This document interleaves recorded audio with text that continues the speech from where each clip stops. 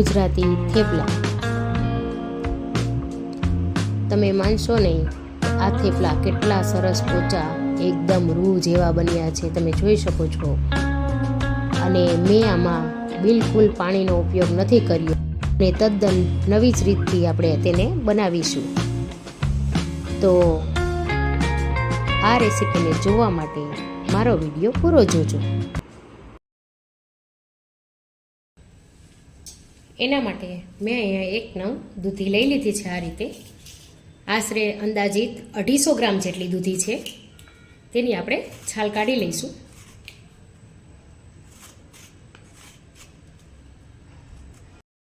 હવે અહીંયા દૂધીની છાલ નીકળી ગઈ છે, તો આગળના પાર્ટને કાપી અને આપણે તેને ખમણી લઈશું.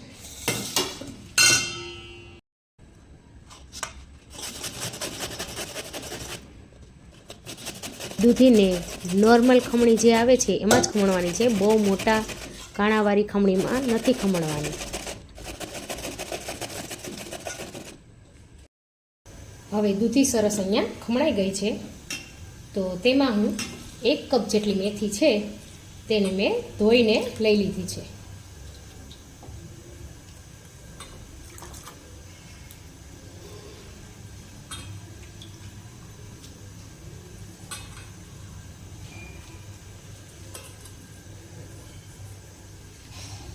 મેથીને હંમેશા ધોઈને લેવી. તમે જોઈ શકો કે મેથીમાંથી કેટલું કચરું નીકળે છે.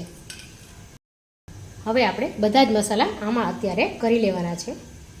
તો અડધી ચમચી જેટલી હળદર ઉમેરી દીધી છે.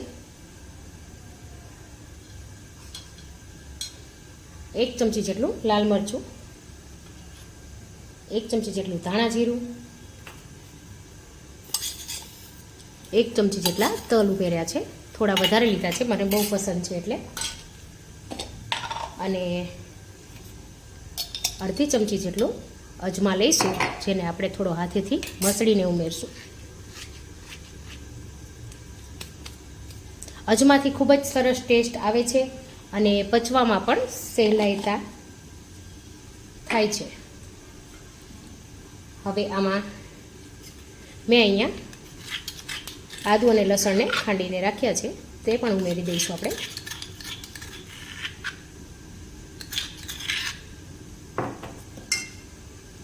હવે તેમાં જરૂર મુજબ મીઠું પણ ઉમેરી દઈશું અને આ બધી વસ્તુને આપણે સારી રીતે મિક્સ કરી લઈશું.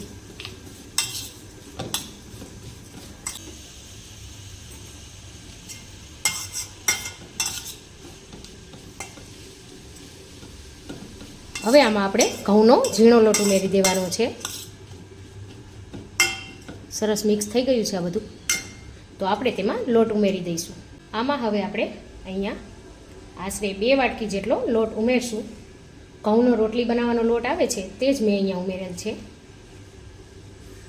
તે 2 વાટકી જેટલો લોટ ઉમેરી દીધો છે. પછી આપણે તેમાં 2 મોટી ચમચી જેટલું તેલ ઉમેરી દઈશું.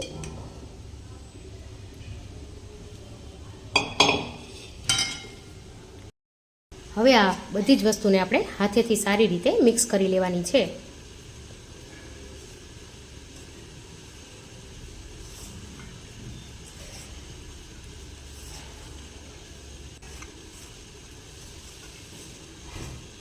હવે આમાં આપણે પાણીનો બિલકુલ ઉપયોગ નથી કરવાનો. તમે જોઈ શકો છો કે થોડી જ લોટ બાંધવા માટે જરૂર છે, તો તેના માટે આપણે આ એક સિક્રેટ ઇન્ગ્રીડિયન્ટ ઉમેરી છું, તે છે દહીં. તો દહીંને આપણે જરૂર મુજબ આમાં ઉમેરતા જઈશું અને લોટ બાંધી લઈશું. આમાં આપણે પાણીનો બિલકુલ ઉપયોગ નથી કરવાના આજે.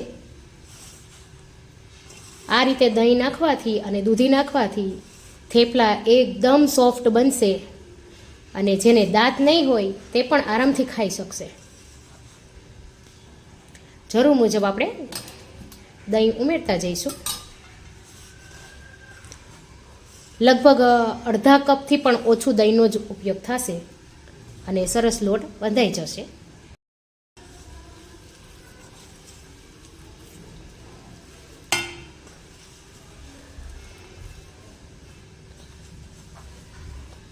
તમે જોઈ શકો છો કે અડધા કપ જેટલું દહીં આશરે મારે ગયું હશે અને લોટ સરસ બંધાઈ ગયો છે.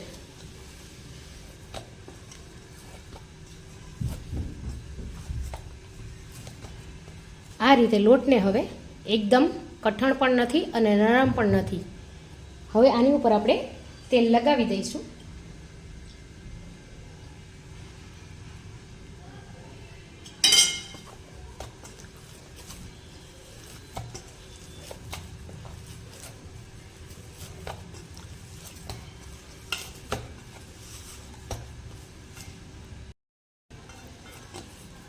હવે આ લોટને આપણે ઢાંકી અને 10 મિનિટ સુધી રાખી દઈશું.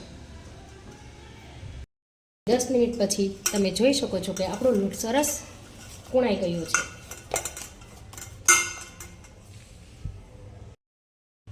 તો હવે તેના પર હું થોડો કોરો લોટ આ રીતે ઉમેરી દઉં છું.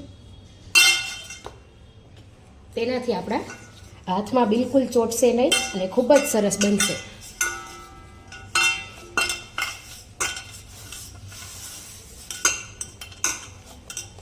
બધાની અલગ અલગ ટેવ હોય છે. મને આ રીતે થોડો ઉપરથી સૂકો લોટ છાંટી અને આ રીતે પસંદ છે. હવે આપણે થેપલાને વણી લઈશું. તો તેના માટે મેં અહીંયા એક લુવો લઈ લીધો છે.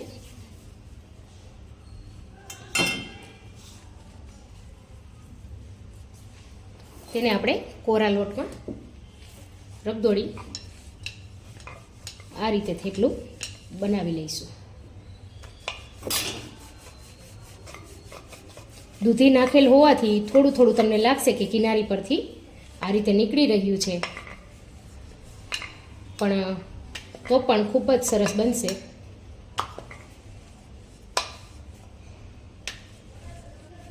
આ રીતે થેપલું મારું એક વણાઈને તૈયાર થઈ ગયું છે. તો એક તવી આપણે ગરમ કરવા માટે મૂકી દઈશું. તવી થોડી ગરમ થાય એટલે આપણે તેમાં થેપલું ઉમેરી દઈશું. ત્યાં સુધીમાં આપણે બીજું થેપલું પણ વણી લઈશું.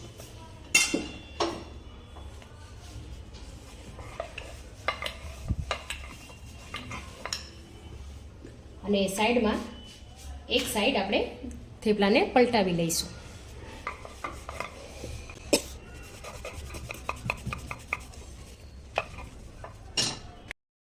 હવે આપણે થેપલા પર થોડું થોડું આ રીતે તેલ નાખતા જઈ થેપલાને સારી રીતે શેકી લઈશું.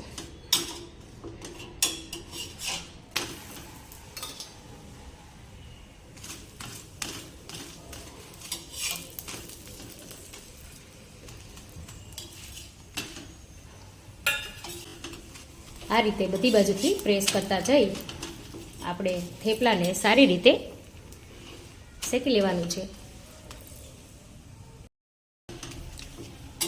આપણું થેપલું બંને બાજુથી સારી રીતે શેકાઈ ગયું છે. તો આપણે તેને એક ડીશમાં કાઢી લઈશું અને એ જ પ્રમાણે બીજું થેપલું પણ આપણે શેકી લઈશું.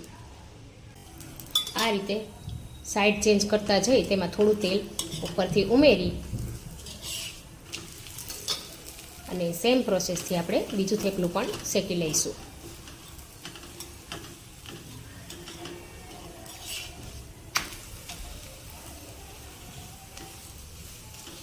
તમે જોઈ શકો છો કે આમાં દૂધીના કણીઓ તમને દેખાઈ રહી છે. તો દેખાવ તો સરસ આવશે જ, પણ ટેસ્ટમાં એટલા સરસ સોફ્ટ રૂ જેવા નરમ બનશે. તો આ જ પ્રમાણે આપણે બાકીના બધા જ થેપલા બનાવી લઈશું. બીજું થેપલું પણ મારું અહીંયા તૈયાર થઈ ગયું છે. આ રીતે આપણે બધા જ થેપલાને વણી અને ચોળવી લઈશું.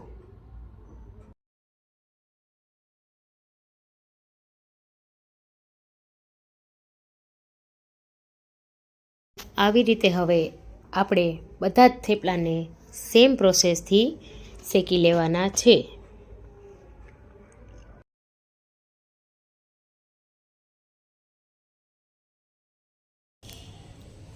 તો અહીંયા આપણા બધા જ થેપલા તૈયાર થઈ ગયા છે. તમે જોઈ શકો છો કે થેપલા કેટલા સરસ દેખાઈ રહ્યા છે. અને દૂધીમાંથી આ થેપલા આપણે બનાવેલા છે. અને અહીંયા અમારે એટલા લોટમાંથી 15 નંગ થેપલા તૈયાર થયા છે.